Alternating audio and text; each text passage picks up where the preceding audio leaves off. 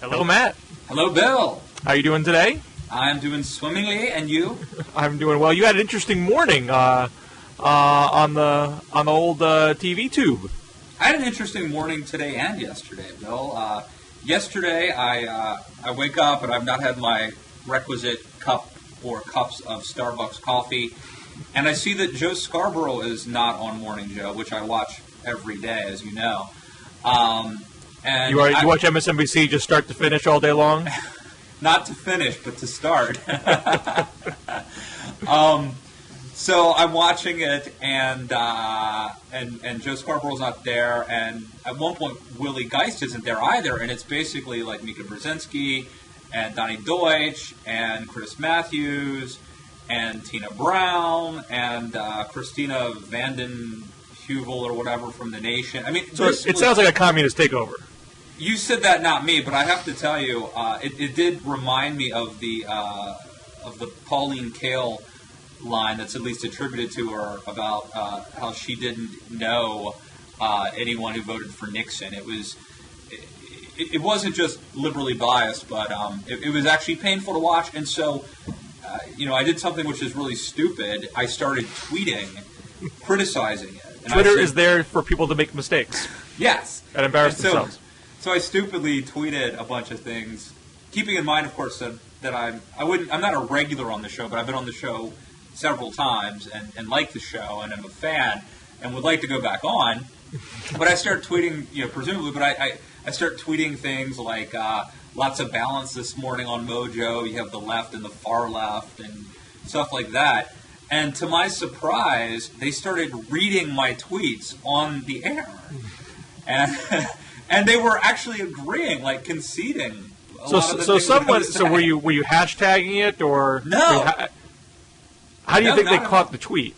I think that Willie Geist follows me and happened to see it.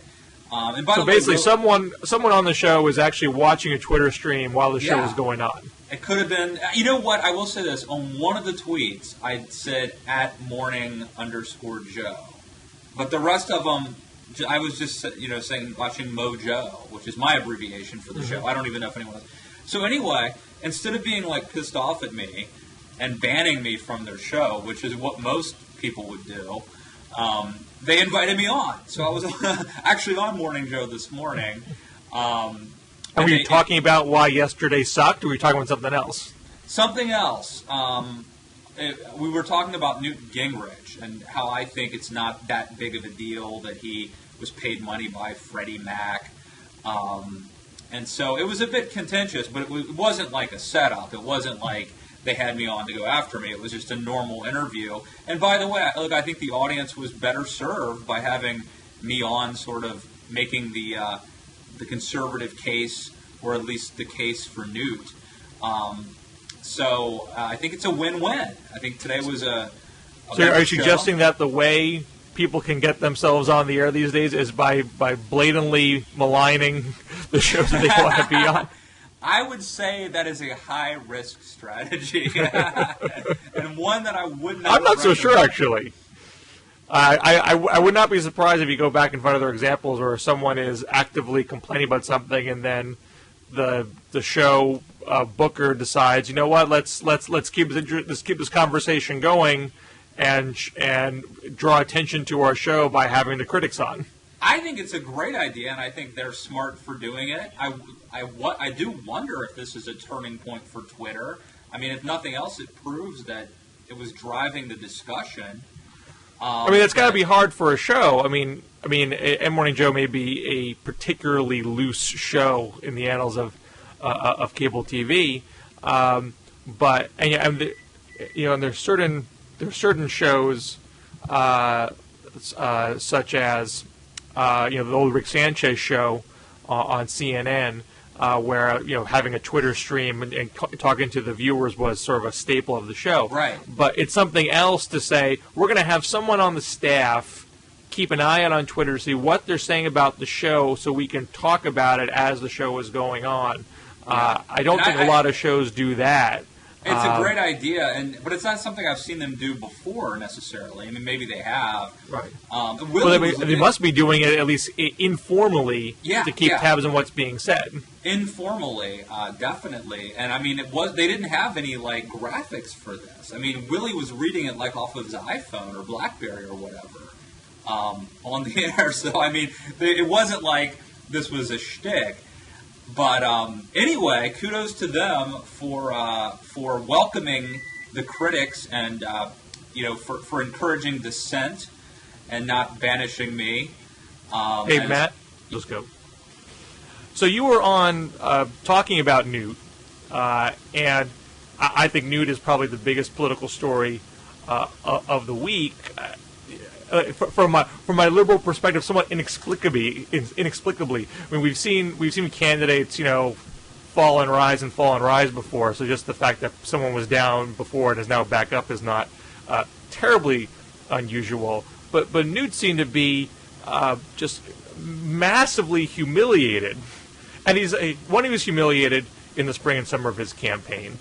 Two, he's not a new face like a Herman Cain, or new to the national scene like a Rick Perry. Newt's baggage has been well established and often maligned by other conservatives. So can you explain, is there anything in the conservative blogosphere that could inform folks outside of that world? Why is Newt being given, an 102nd look and being taken seriously as a possible presidential nominee at this point? Look, I just think it's shockingly clear that you fundamentally don't grasp Newt Gingrich. He's been at this since 1974. He has founded the Center for Health Transformation as he was speaker. And I think it's just shocking that you fundamentally fail to understand him. I think I do understand him. Look, no rational person... I don't respect him. No rational I think person I understand can him. possibly believe that Newt is anything other than brilliant. Sorry, I wrote a piece a while ago called How to Talk Like Newt in 7 Easy Steps, and I've just used about 4 or 5 of the steps. Oh, I see. You were doing a little jiu-jitsu on me. Yeah, you start off with look, and there's a whole thing here. Shockingly, stunningly.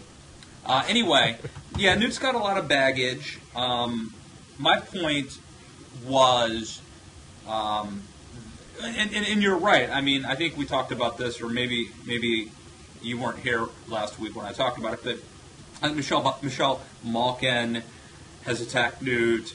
A lot of people, a lot of conservatives, a lot of conservative writers and bloggers have gone after Newt for a variety of things. He was in a TV ad with Nancy Pelosi and I think Al Sharpton, and he supported Didi Skozafava, the liberal Republican, which he now says is really one of the stupidest things he's done.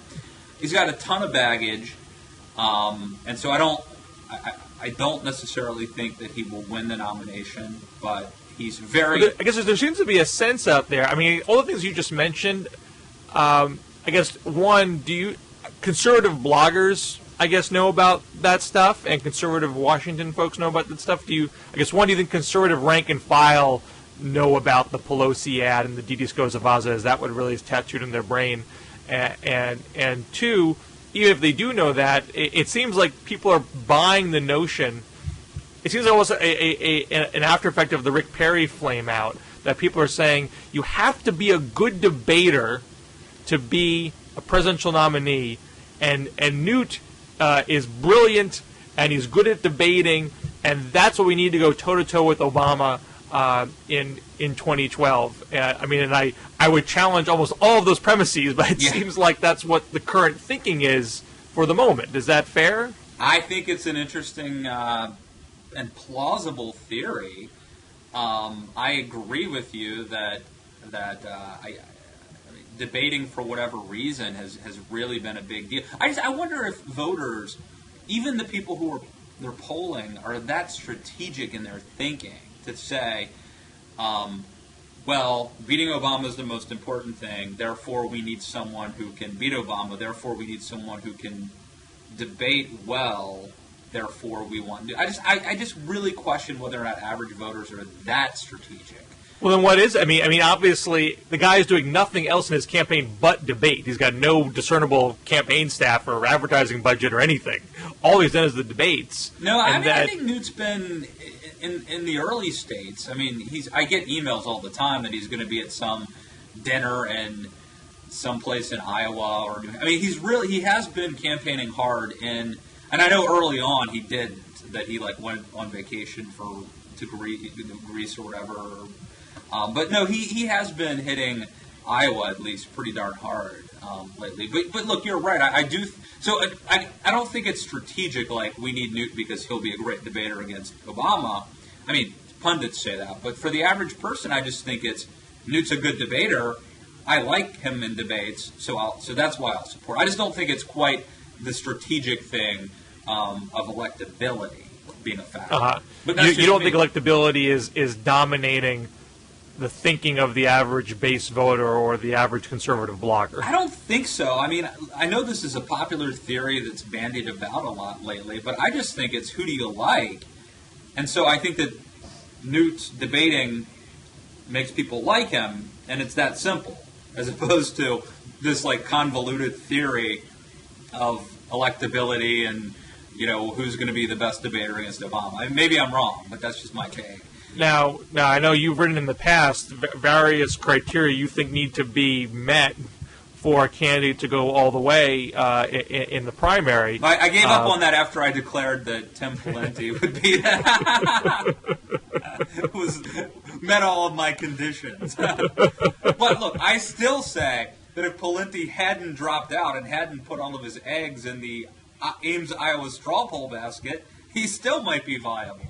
What I think is you shouldn't flagellate yourself over this, because I find that this particular race, and there are a lot of races where people say that the candidates look lame and they can't go toe to toe with an incumbent, and that's because everyone's going to look kind of small relative to an incumbent at this stage of the process. So I don't want to overplay that argument, but it does feel like this particular crop of candidates is uniquely unqualified. See, I want to challenge that, Bill. I want to challenge. I wrote about this yesterday at the Daily Caller because.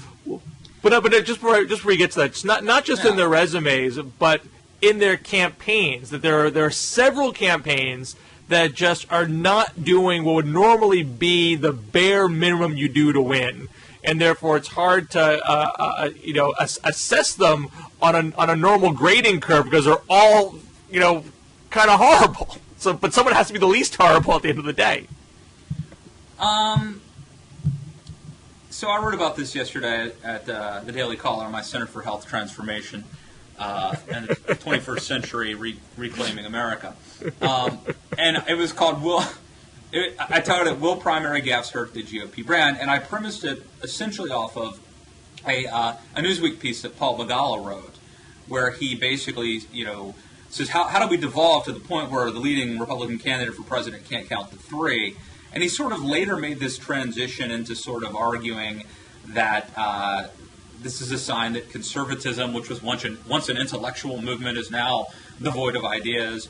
And, I sort of reject that. I mean, I think a couple of things are at play, including the fact that we have this 24-hour cable TV / blog-driven / Twitter-driven world. And as I wrote, I mean, what Howard Dean, that I have a scream speech being played on a reel over and over and over again.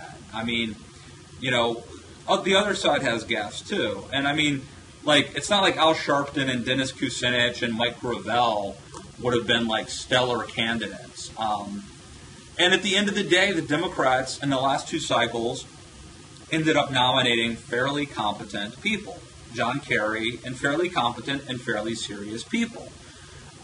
Despite the fact that, Obama did say there were 57 states at some point and, made that unfortunate joke about the Special Olympics, by and large, these were competent, serious people. So I just think it's a mistake to, number one, judge Republicans by I mean, what if Gary Bauer and Pat Robertson existed in this media cycle, we would be saying, "Oh my gosh, the Republican Party isn't serious. The guy fell off the stage." I mean, Chris Matthews would be playing that over and over again, and you might say, "Well, Republicans have no hope of winning."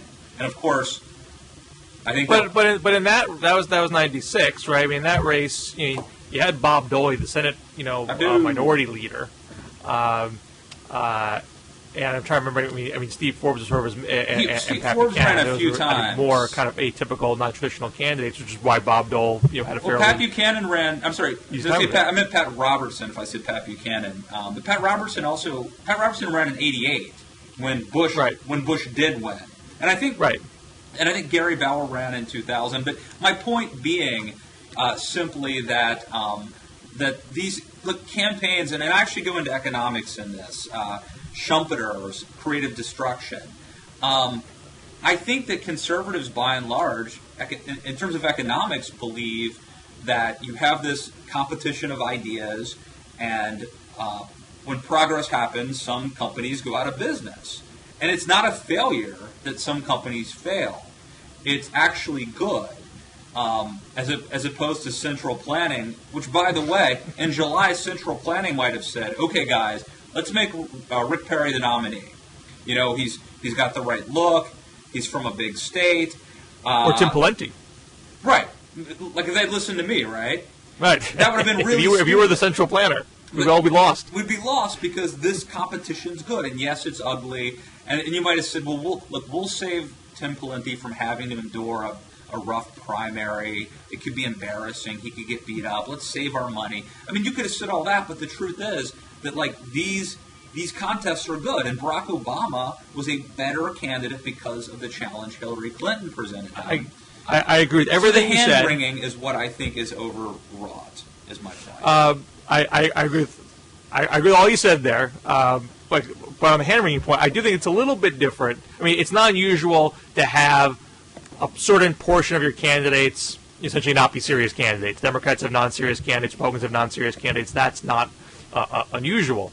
But what seems to be more unusual here is you have a lot of candidates, in particular Gingrich, Kaine, Santorum, Bachmann, which have almost no discernible serious campaign infrastructure at all. And two of those, Kaine and Gingrich, have had serious turns in the spotlight as actually being at the top of the pack. Maybe not, we don't know for Gingrich yet, but for Kaine for some relatively sustained period of time of several days.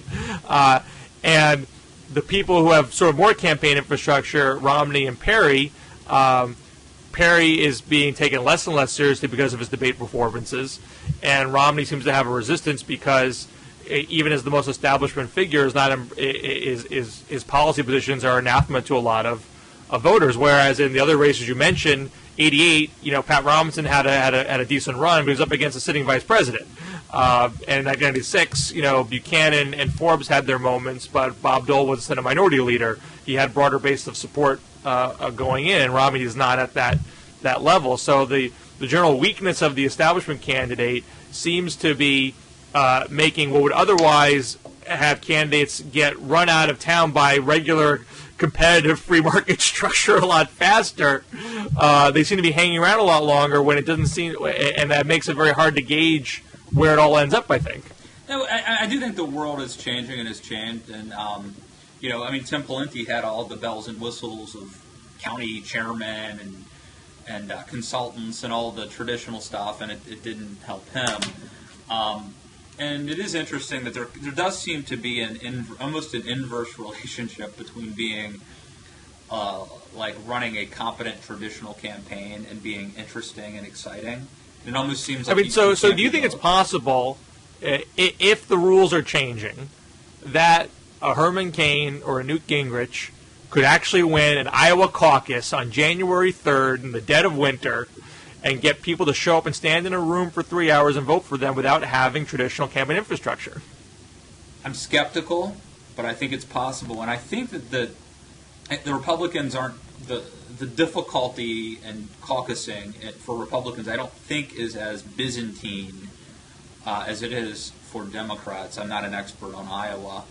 But I do think it's possible that the zeitgeist and the media attention could prop up a candidate. But I'm a little skeptical. I mean, I'd like to see it before I believe it. I mean, it stands to reason if it snows, the people that have a traditional turnout mechanism will perform better than the people who just have TV and exciting speeches. So, but I don't rule it out until it happens. I'd rather have both. If I were running for office, I would want both. I would want to be exciting and on TV and sort of running a media campaign, and I would also want to actually have a ground game. That seems to me like the smart move if you have the opportunity. So, but I don't discount the fact that the rules are changing, and even if it doesn't work in Iowa, it may work in New Hampshire. So, now we've talked before about, and not just you and me, but I'm sure other folks talk about YouTube moments being very defining on the campaign trail.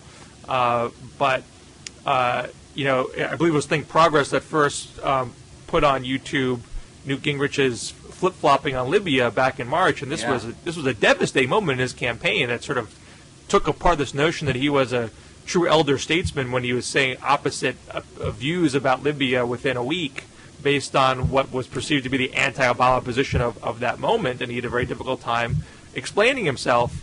But that seems to be totally forgotten now in this new boomlet. No one is worrying. It seems no one is worrying. Regardless of what you disagree with Gingrich policy-wise, people seem to be back to thinking he is a brilliant elder statesman and not thinking about the times when he's really put his foot in his mouth. Yeah. And so is there a shelf life on the YouTube moment, I guess is my question. No, I think that all that stuff could come back. I mean, especially the picture of Gingrich on a couch with Nancy Pelosi. Once something's in video or in pictures, it can always come back. And it will. I mean, look, there I'm employing a Newtism. Look, frankly. No, the reason that this hasn't come, the reason Newt was able to come back was because no one thought he was a danger. So they were busy attacking Rick Perry and Herman Cain and leaking Oppo on them. And as soon as Newt became a serious contender, this Freddie Mac stuff came out. And I suspect that if Newt continues to lead in polls, you're going to see videos come back to haunt him, and some things will be recycled. And so anything that's on picture, that's captured in a picture or on a video is especially damaging. And you'll see, if Newt's a serious contender, if he continues to be, you'll see web ads and even TV ads featuring Newt saying one thing and then the other. And by the way, I caught him out on the no-fly zone thing, as you may recall, because it was pretty blatant. So I think that's what it is. I just think it's a factor of you don't attack somebody unless they're a threat, and until recently, Gingrich has not been a threat. Now, speaking of the Freddie Mac story, and that was an example of what seems to be some old-school investigative reporting by Bloomberg, finding out that there are Freddie Mac officials who give an opposite story of what Newt Gingrich was paid to do for Freddie Mac. Gingrich says he was paid to be an historian and told them that what you're doing is creating a housing bubble back in 2006. I put up a post today, just a self-promotion note. If that's true, I wonder why he didn't tell anybody else in 2006 that this bubble was going. It might have been useful information for people to consider. But I bring up this whole notion of investigative reporting because this is sort of something that was ferreted out by Bloomberg. We haven't seen a whole lot of investigative reporting in the cycle so far. It's mostly been about debate performances, with the possible exception of the Herman Cain sexual harassment allegations. And I don't know if it's investigative reporting or just someone going to the press. You flagged a post by Ben Dominic. Did I pronounce it correctly? I think it's Dominic. Dominic. I've known the guy for 10 years, and I'm not sure. Lamenting that the conservative blogosphere and the conservative media world is not putting a lot of investment in real reporting. Yeah. And it seems to be leaning on, as a crutch, mere pontificating as a reason of being, and therefore they're missing out on opportunities. Is this a notion that is stirring up some discussion on the conservative side of things? Yeah, I actually sent it around to a bunch of my colleagues here at the Daily Caller because I think, number one, it's a feather in our cap that the Daily Caller is one of the few sites in the center-right journalism world that does real reporting and breaks news, but also as a reminder that we all need to be breaking news and reporting, not just writing or not just sort of latching onto other people's stories, and but sort of changing or setting the debate, leading the discussion, winning the morning, as Politico says. But so Ben Dominich's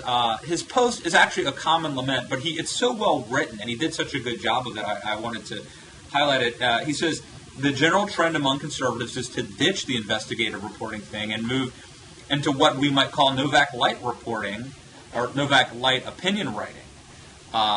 They talk to sources and cover events, but rarely break news. He goes on to say it's not debatable. It's no longer debatable. Andrew Breitbart has done more for the cause of conservative investigative coverage than any of the right-leaning outlets under Obama, meaning during the Obama administration. And that's something the D.C., New York conservative professional thumbsuckers should be ashamed of. And then lastly, he goes on to explain why this is the case. It's obviously just easier to write opinion than to break news, but he says most of the money on the right, which would otherwise go to people with the dedication and skill to tease out stories, ends up instead in the slower-moving legacy organizations, which are always late to the party, and I think he's dead right on that. Well, what's your take, Bill? Number one, is he right? Number two, is this a problem that the left has too, or is this something specific to right-leaning journalist outlets? Well, maybe. I mean, I'm sure the ratio of pontificators to investigators is still heavily skewed in the favor of pontificators because opinion is inherently cheap. So right. There's always going to be a dominance of that, no matter what cheap, you do. And not just cheap monetarily, although that's a prime factor. I mean, paying someone to be a reporter who lives in New Hampshire, who basically moves to New Hampshire or travels with the campaign with a camera, is a lot more expensive than having someone sit in an office reading tweets or blogging or whatever. But right. It's also even a time commitment. Like I can tell you, because my blog is a bit unique, it's kind of a nexus, like a hybrid of journalism, analysis, and reporting. So I do all three, but the reporting stuff takes 10 times as long to right. do because the messy business of actually getting things right and calling people, and then right. And there's a primacy in the online media world for speed. And if you're spending a lot of time reporting on something, you do it without the assurance you're going to get something. Right. You might spend a lot of time on something that doesn't even pan out, whereas right. if you popped off about something and you were first to pop off, that might actually get you a traffic spike. Great point. You will spend hours of time and end up spiking a story because it just didn't go where you thought it was going to go, or someone beat you to the punch, or whatever. Right. It's a time, a cost-benefit analysis. And also, but I do think on the left you have institutions. The Nation magazine, for example, has always had an investigative fund, and they still produce stuff from time to time that captures a lot of attention. Huffington Post has long experimented with investigative journalism, and I believe they still partner with ProPublica. All the places that ProPublica partners with, I get lost in remembering where they're currently at. But ProPublica is a whole nonprofit operation that's dedicated to investigative journalism, and they partner with a lot of traditional media outlets, as well as Huffington Post. So there's always been an interest in the liberal media infrastructure to fund that sort of thing. And one of the reasons why Huffington Post has done as well as it has, being part of part of it is just sort of cheap link bait, but part of it is that they do bring you a scoop from time to time, and that gives you a reason to keep checking back. So it certainly behooves, I think, either ideological camp to put some emphasis in ferreting out information that might not otherwise get ferreted out. But you run the risk, of course, if you put your ideological blinders on, that you might ferret out something that turns out not to be true. And Domenech is highlighting Andrew Breitbart as sort of a shining example of conservative journalism, when he has had his missteps, to say the least, which have a serious problem with credibility, and perhaps in a more idealistic world would have banished him from media respectability at this point, and maybe it hasn't, which is an argument to say it doesn't matter if you get it right or wrong, because as long as you're stirring up trouble, that's good enough. But I do think at the end of the day, his scoops, people might pause a little bit more the next time he does one, because it doesn't always hit the target. Well, I want to sort of go back to the main, without getting into a debate about him, where we probably disagree. Go back to the main premise, which I think is really interesting, which is just the cheapness of opinion, in terms of, like, when I was at townhall.com, for example, I wanted to do like an off the bus thing, like the Huffington Post did, because Town Hall had this community of, we called them user bloggers, people who like started a blog that was hosted at townhall.com, and they got a place to post their blogs and had the Town Hall logo. We got to serve ads on their site where they would ostensibly drive traffic to, and the idea was to like get a certain number of them who are really good and credible and competent, and to pay one person to manage them, and to basically say, hey, you're in Nevada, Mitt Romney's coming there, will you go to this event? Instead, we decided to build radio station websites because it's owned by a radio station company. So we spent like countless hours and many dollars doing that instead. And what Town Hall's business model essentially was, they do, when I was there, it was me and Amanda Carpenter and Mary Catherine Ham, and of course Hugh Hewitt's part of that family. So we were doing some reporting. Now they've got some good people too, but still, they've got some good Katie Pavlich and Guy Benson, just to name a couple, some good writers and reporters. But still, their bread and butter is, hey, why pay somebody when we can put up an Ann Coulter column or a George Will column for 25 cents or something ridiculous, syndicated, like for every million people who view it? I don't even know. It's I didn't know that business side of it, on the editorial side. But I mean, the bottom line is it's much cheaper than hiring a staffer that you have to pay health care for, or right, a parking space for in Roslyn. And that's why, not to toot our horn, but I think it is pretty awesome at the Daily Caller. And by the way, I don't want to get into this too much, but there was I think her name's Keach Hagee at Politico, wrote a piece about the Daily Caller, which a lot of people thought was going to be very critical, and it largely was. But the one thing that I thought was terrific was the acknowledgement that we do real reporting and break original news here, and so kudos to us. Well, and that's the. I mean, there's two business models here. I'm sure there's a cheap business model that works, where you just get a bunch of content that someone else does, and you get it for not a lot of money, and you sell ads, and as long as you become Drudge Report essentially. Drudge obviously has his gossipy stuff from time to time, but 99% of the time it's just link aggregation. Yeah. And if you do it in sort of a clean enough way, and you can run ads based on that by attracting the eyeballs. Yeah, and at the micro level that makes sense. But the problem, I think, and Domenech doesn't really get into this, but at the macro level, the problem is everybody who reports news has some bias, whether it's cultural or whatever. And if the only people doing original reporting are people who are liberal-leaning, then at some level, all news reporting shifts to being liberal-leaning. And so...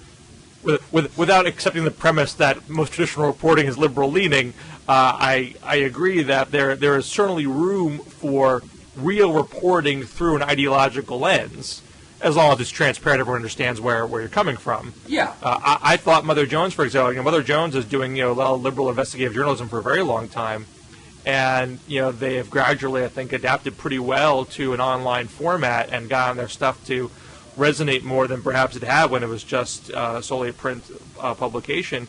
And some of their Occupy Wall Street reporting, has been really good reporting. I have a much better understanding of the origins of the protest. I read some of that stuff, and I find some of it really good. And Mother Jones and other, like the New Republic, which is, I guess, a left-leaning site, Rolling Stone. I mean, some of these sites, which some of their opinion stuff would scare me. Some of the reporting that they do is really good. And so I think from Mother Jones's perspective, they have an ideological interest for the Occupy movement to be taken seriously and be a big thing. So I'm sure there's a part of it that is we're making an editorial judgment to treat it like a big thing, so more people do. But if they were just being cheerleaders and that's it, I don't think it would get as much attention as it is if we have produced a story about how the movement actually came to be that no one else has. That everyone has sort of lazily assumed it came from Adbusters magazine because they ran the first advertisement about it. When actually there's a deeper story how it came about that no one else has. Yeah, I think that's value that even an ideological outfit can do if they put the emphasis into true leather reporting. Oh my God, it's over for Demi and Ashton, according to the Washington Post. If those two kids that's breaking news. If those two kids can't make it, I don't know how any of all is lost. So what was I going to say? I don't know. My world has been rocked. I'm not sure anyone can regain their chains of thought. I think you are right in that if they write good stuff, then that's credible. Then even I read it and take that seriously, and that's much better than them being overtly biased. I do think that. And I use the word insidious, which probably has a negative connotation, but I think that if you want to influence the debate, it's not by biased reporting. How do I put this? Some of the most insidious bias is not overt bias, because then it wouldn't be insidious. It is rather choosing what stories to cover and what stories to ignore, and I think that's the caveat to that is that it's important to have, say, center right and center left journalists, because the mainstream may ignore or focus on stories which they shouldn't. Help me out, Bill. Say this more eloquently than I have. I think that's this sort of selection bias. That's it. Is very bias. Relevant. 2 words, Bill. 2 words, and you have summed up the 5 minutes of stammering. I thought you were making perfect sense. I think you're not inarticulate. Look, frankly. But there's always going to be selection bias. I think that's probably impossible to ferret out. And so the best thing you can do, I think, if you're coming from an ideological perspective, is, okay, where am I seeing a bias in the traditional media reporting? What stories are they missing? Where can I fill the gap? And so on the left, you've always seen a big emphasis on poverty reporting, for example, because that tends to be overlooked in a lot of traditional media publications. Let's make sure this story doesn't get lost. We'll still report. It's not going to just be just a screed. But let's cover some areas that are being missed. And so I don't know if conservatives have got around the table and said, okay, what stories are out there that we think are important that the New York Times and the Washington Post don't do? We're going to do them. I don't know if that's a typical daily caller meeting to have. Where can we go that other folks aren't going? I can tell you that one of the things that we strive to do, and you have to remind people of this all the time, including myself, is rather than just letting someone else decide what the story of the day is and then latching onto that and adding to it, sometimes you need to drive what you're going to talk about. So your headline or your top story should not be based on, well, I woke up this morning and Morning Joe was talking about this, and the Washington Post and the New York Times were talking about this, so therefore we must also. That's basically the model of almost all cable TV and talk radio. You know, those folks generally do not. Their business model is not investigation. Right, they ride their the business wave. model is reaction to what's being talked about. Yep, exactly. And I think that's a trap. And look, it's fine to do that, and sometimes you can advance a story too, right?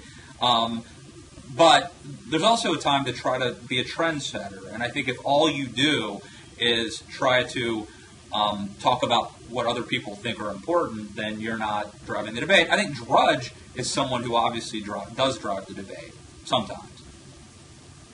I would say less and less these days. Should we leave it on that note, sir? I think that's a good note to leave it on. That's a good show today. Interesting. Always good to talk to you. You have good Thanksgiving plans in store? I think it's going to be mellow. This is the first year, of course, the first Thanksgiving where we'll have my little son, Burke, celebrating with us. So I think we'll keep it pretty mellow this year. How about you all? A little bit of family coming up from New York State. I'll be getting my local organic turkey from my co-op, which I will then give to my Tea Party mother-in-law to put stuffing in. Well, I think we eat organic too, so we'll be doing that. But I will make sure to say a lot of politically incorrect things over Thanksgiving dinner to make up for it. Excellent. All right, man. Well, we'll talk after the holidays then. That's right. So always going to talk to you, and we'll catch you next week, I think. Next week. Not the holiday. Maybe the holiday we won't. But in some future week on the Weekend Blog. See ya.